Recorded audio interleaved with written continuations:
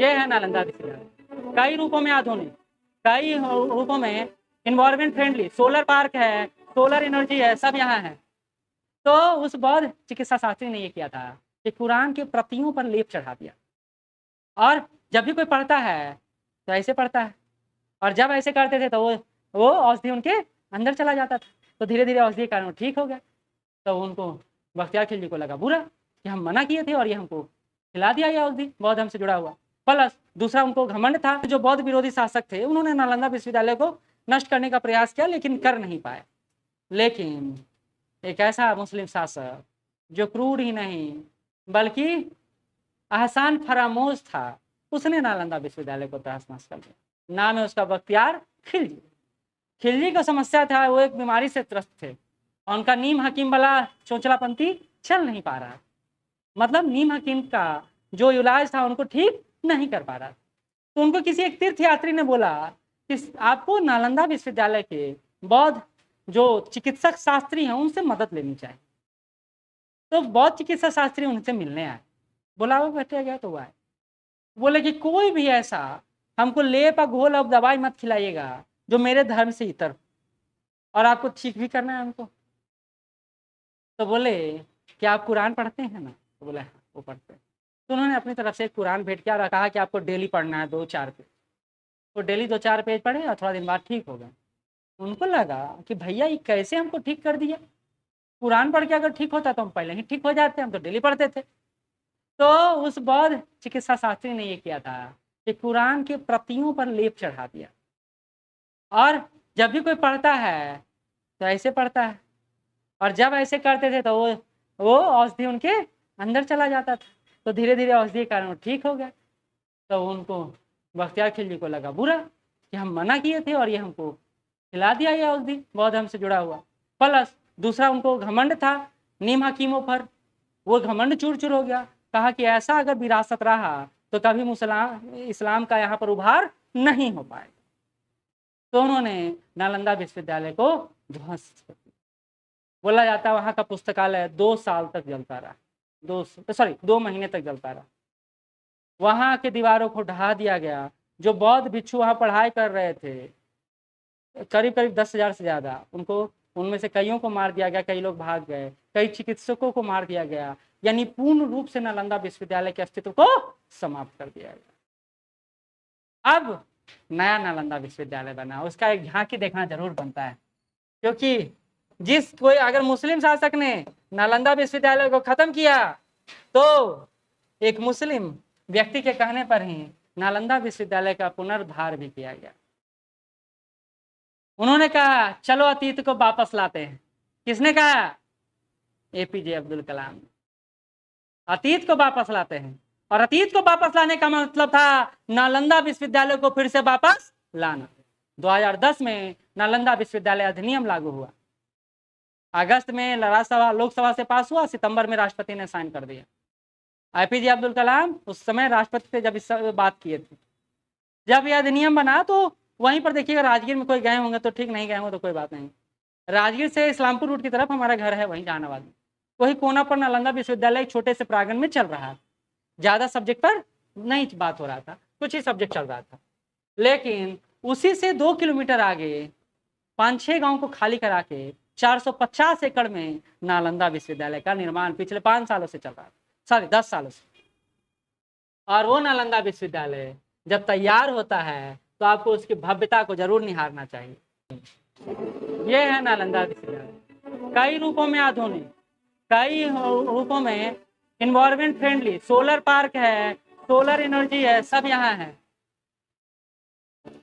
इसको हर तो पढ़ते जाइएगा। 2006 में एपीजे अब्दुल कलाम ने नालंदा विश्वविद्यालय को लाने की बात कही। Since then, a partnership of Asian countries, apart from India, especially Singapore, China, Japan, and South Korea, have 17 देशों ने मिलकर इसको बनाया है। Revival of Nalanda University. यही है कैंपस उसका, जो अभी आपको दिखाई देगा। External affairs was driven by the broader vision of establishing greater integration with the East Asian community. ये है कैंपस, देखिए पौंड बना हुआ, सोलर पार्क बना हुआ है, The new Nalanda University campus is एक बात नोटिस कीजिएगा इसमें, 455 ये वाटर हार्वेस्टिंग का सिस्टम भी वहां उपलब्ध कराया गया है, rain water harvesting system, solar capability वहां क्रिएट किया गया है, सोलर पार्क बनाया गया है, और इस तरह जीरो इमिशन बनाया गया है, इसको जीरो कार्बन इमिशन कैंपस बनाया गया है। तो कई रूपों में ये मॉडर्न यूनिवर्सिटी है, ठीक है। तो यही कैंपस आप देख रहे हैं। acre green sustainable campus situated in a predominantly agricultural area in the 2.5 kilometer outskirts of the Rajgir. The land was gifted to the university by the Bihar government under leadership of Shri Nitish Kumar Ji, Honorable Chief Minister, Bihar.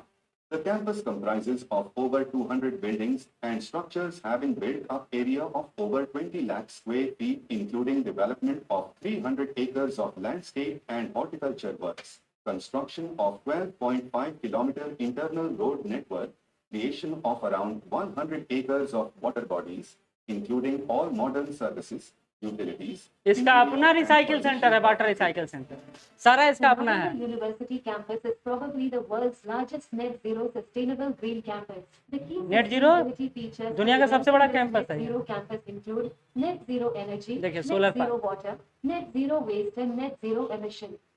This hybrid ये बात concept सुने या नहीं featuring सुने, net zero 4-5 चीज है, यहाँ wasting भी नहीं होता है, सारा नेट जीरो है, इन्वायरमेंट पोल्यूशन भी नहीं है। कह Nalanda net zero campus is model after ancient Indian indigenous energy models on 455 acres sustainable campus with 70 academic administrative building and 113 residential building, biogas, cavity wall concept, solar and passive approach, ये सारा वहाँ अपनाया गया है। Approximately 200 net zero energy buildings are on the very large completion with the goal. Building कैसा है, building कह रहा है जीरो नेट जीरो एनर्जी, मतलब सारा जो सोलर ऊर्जा से ही बिजली मिल रहा है। ये बात समझिए, तो बहुत जरूरी है समझना।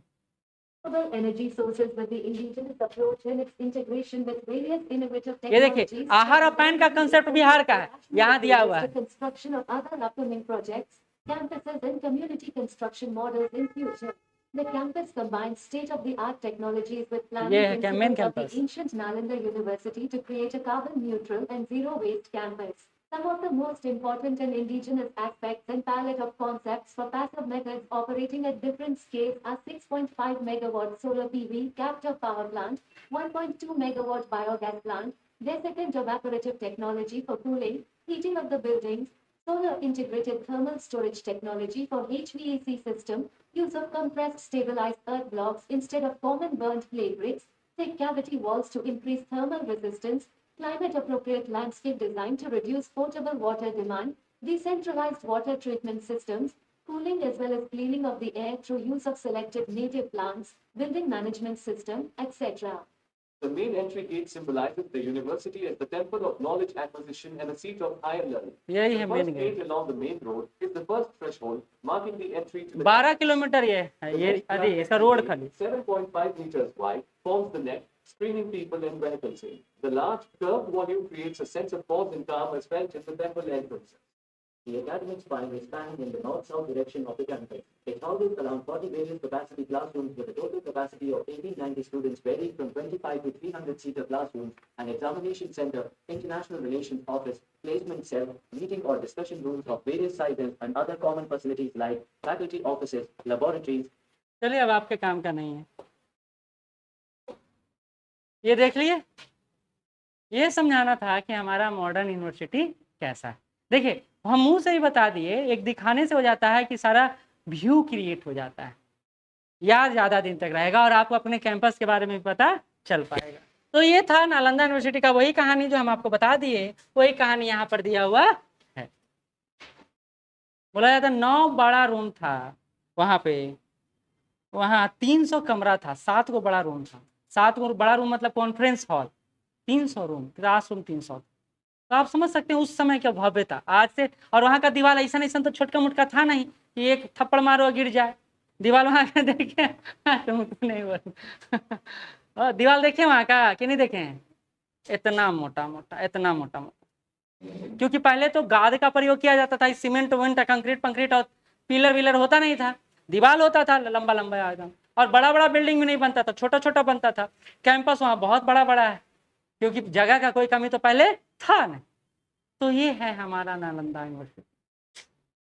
अतीत को अब बोला, ये देखिए एक एक फिनोमेना देखिए, इसको उजाड़ा भी मुस्लिम ने, मतलब ये कहने का बात है, और बसाया भी मुस्लिम ने। उजाड़ा खिलजी ने और बसाया एपीजे अब्दुल कलाम। बोला जाता है भारत के एकमात्र ऐसे व्यक्ति जिनका ना कोई आलोचक है ना कोई दुश्मन। हिंदू भी उतना ही प्यार करते हैं जितना मुस्लिम करते हैं।